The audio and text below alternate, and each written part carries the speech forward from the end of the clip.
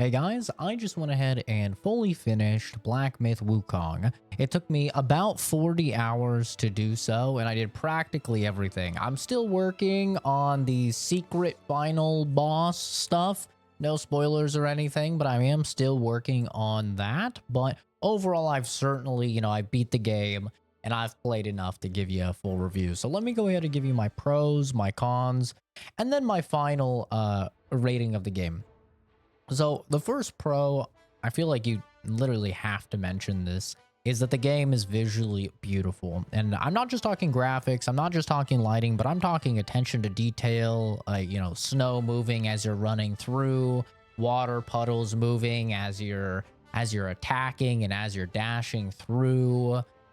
Just all of the attention to detail here is fantastic. And then on top of that, the cutscenes, the cinematography, just every single thing is just peak. It is really, really good visually. And I am running it on PC. I played it on PC, every single thing maxed out. And I have heard some people have performance issues, but everybody I've talked to has not had any performance issues. And that's even people with like a Core i5 that's a couple generations old running on like a 2070. So I'm not really sure what's going on with people having performance issues, but personally on my rig, I had like well over 100 FPS the entire game, everything maxed out, 1440p.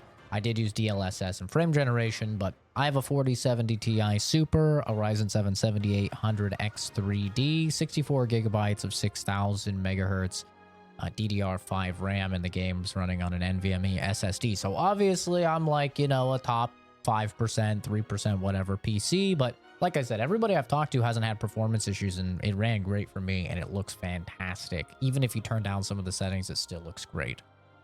I also think the soundtrack is really solid in this.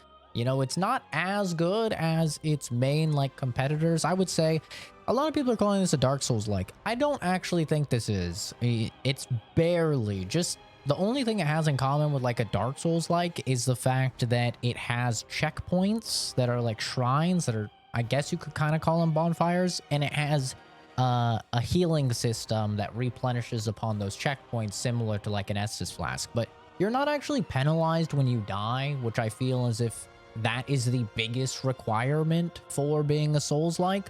So in my mind, this is more closely competing with the likes of Stellar Blade and like God of War. And this game has a great soundtrack, not quite on the level of Stellar Blade or God of War, but really, really good. I'm also a big fan of a ton of the bosses in the game. Just the actual cinematic nature of many of the bosses is like jaw-dropping. It reminds me of a lot of like the Final Fantasy games where you have these crazy over-the-top boss fights, and this game does a great job of making it so you actually do feel like you're playing in those epic battle boss fights, whereas Final Fantasy, a lot of the times, it can just feel like you're sitting there and you're watching a movie. It's kind of cutscene simulator and you have a couple QTEs. This does a great job of interweaving a lot of the more cinematic nature of those big boss fights into the actual gameplay. So yeah, if you get grabbed, a dude's gonna throw you up in the air. He's gonna fucking instant transmission behind you, hit you up into the air, instant transmission again, slam you down, Kamehameha your ass into the planet, right? But it's like you did get grabbed for that to happen, so it is like kind of interwoven into the combat. And I'm not going to spoil anything, but some of the things that they do in some of the boss fights are incredible. The final boss fight of this game is, in my opinion, the best boss fight I have seen in a game in years upon years. I mean, it is truly like transcendental. It does certain things in the fight that are just so extremely fucking cool that it almost raised the game like by an entire half point or point for me in the final verdict, because it was just that incredible. It does some really neat stuff, and you'll know when you play it. It does some really cool stuff.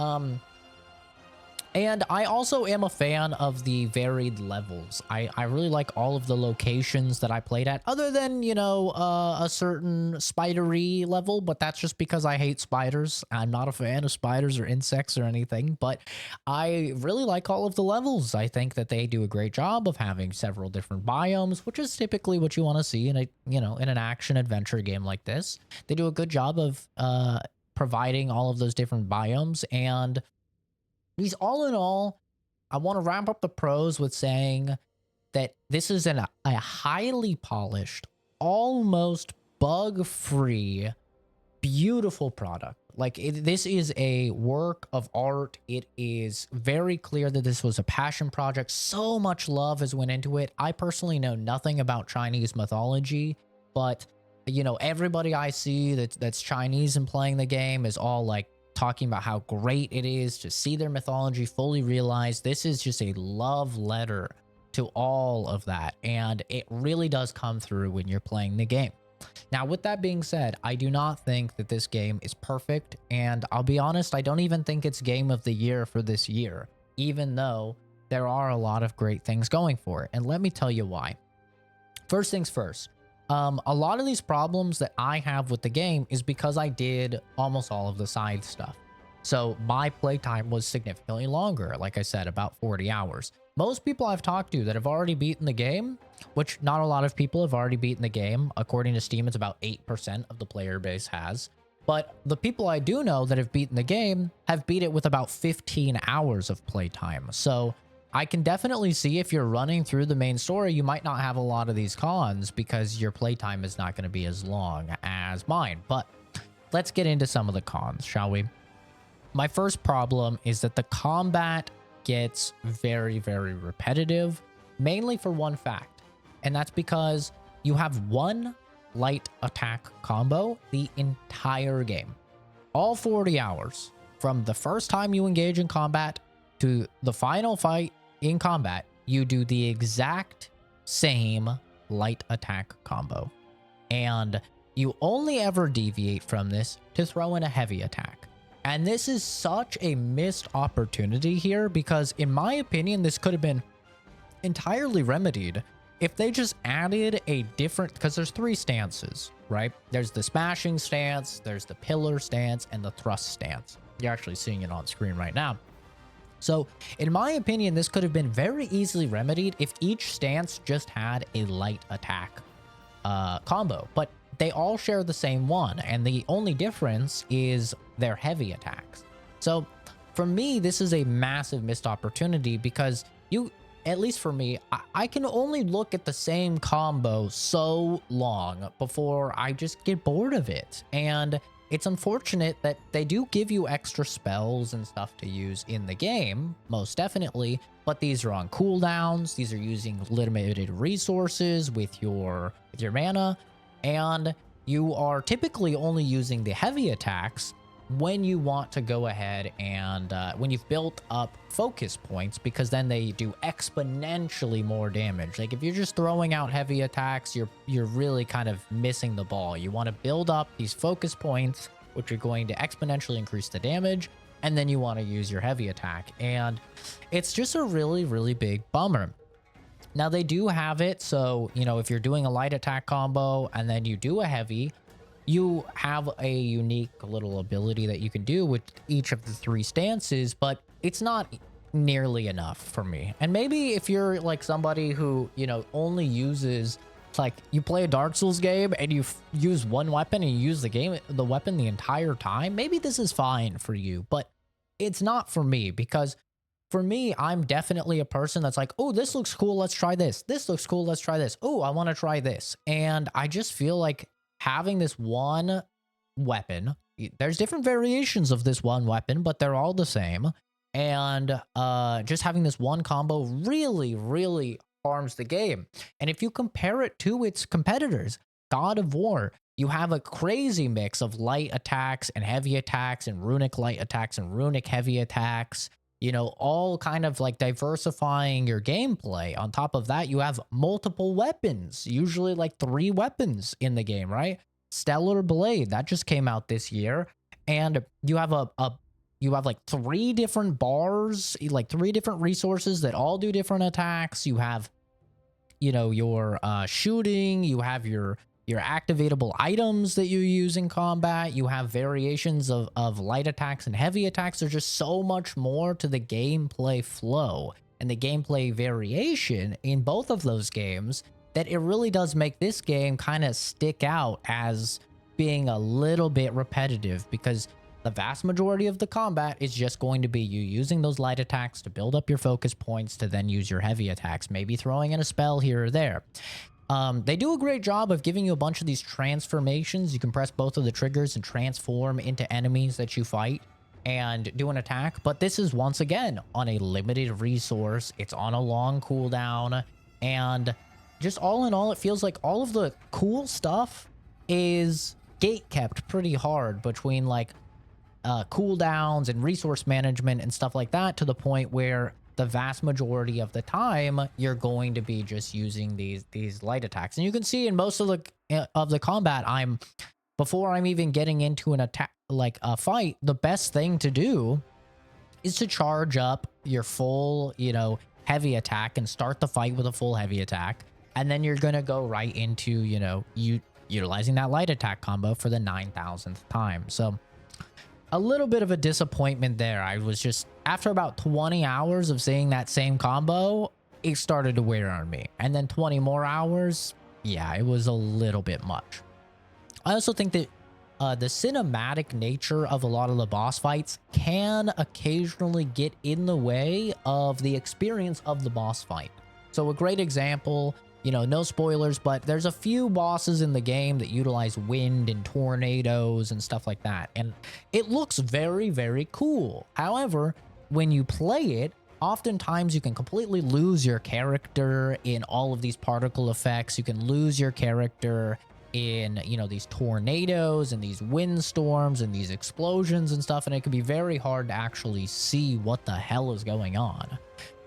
And I also think, you know, kind of staying on the same topic of like the cinematic nature kind of getting in the way of the gameplay, there's a couple boss fights, I only counted 2, but maybe there were more that I missed, where there are cutscenes, unavoidable cutscenes in the boss fight that do damage to you. And I think this is just fucking idiotic. I think it's absolutely stupid. You should never have an unavoidable cutscene that's like a phase transition from a boss that does damage to you or applies status effects to you. That just feels really bad. And it does happen a couple times. It's like, yeah, the cutscene is very cool. The cinematic nature is very cool, but just a little bit silly that it's doing damage to you. And then I also didn't really like the fact that this game is kind of more akin to an Armored Core over you know, over like a God of War or a Stellar Blade, because you will fight some bosses that will just be completely immune to some of your spells. And so this kind of requires you to go back and respec, because for me, I went all into this parry spell and I fought a couple bosses that just, if you use the parry spell, they were going to use an unavoidable attack that kicked your ass. And so I just kind of felt screwed over. It's like, okay, well, I invested all these levels into this. I guess I have to go back and respec. And there was actually one case where the boss was immune to spells that I had invested into, and there was no way to go back because I was in like the 3rd phase of the boss fight and there was no shrine or anything at that point. So I just had to, you know, make do. So that's a little bit unfortunate. I'm not really a fan of that design decision of just like nullifying certain builds because the enemy has that ability or whatever. Getting off from, you know, some of the gameplay, onto another negative. I'm not a big fan of the narrative here. I feel like it can be very disjointed and confusing, and I'm going to use very light spoilers to talk about this because I'm incapable of illustrating this point without talking about specific examples in the game. So, specific example, you know, you beat chapter 1, you're in a forest, you beat the boss, you're like, all right, I'm ready to go to the next chapter. Next chapter starts off and you're just in a desert now, and you have like 20 arrows in you, and this random dude is helping you. Like, what is the connection? How did I get from the end of chapter 1 fighting this boss in this forest area to this point in chapter 2? very disjointed, very much just like, wait, what the hell happened? And there's no way to find out what happens here. Now, I don't know if this is referencing, you know, Chinese mythology. Like I said, I don't know a lot about Chinese mythology, so it most definitely could, but not a fan of that. And the same thing happens, for example, chapter 2, you're in a desert area, you're fighting in the desert area. Next thing you know, you beat the final boss and you're just jumping out of a statue in a snowy area. Like, what? How did I get here? Why am I in a statue? What is going on? You know, then these are just a couple examples of like the narrative feels very disjointed and very hard to understand at times. The overall narrative makes a lot of sense. It's very simple. You're trying to gather all these pieces, you know, for a certain task. But, you know, the actual details in between and the thread connecting them oftentimes gets a little bit confusing.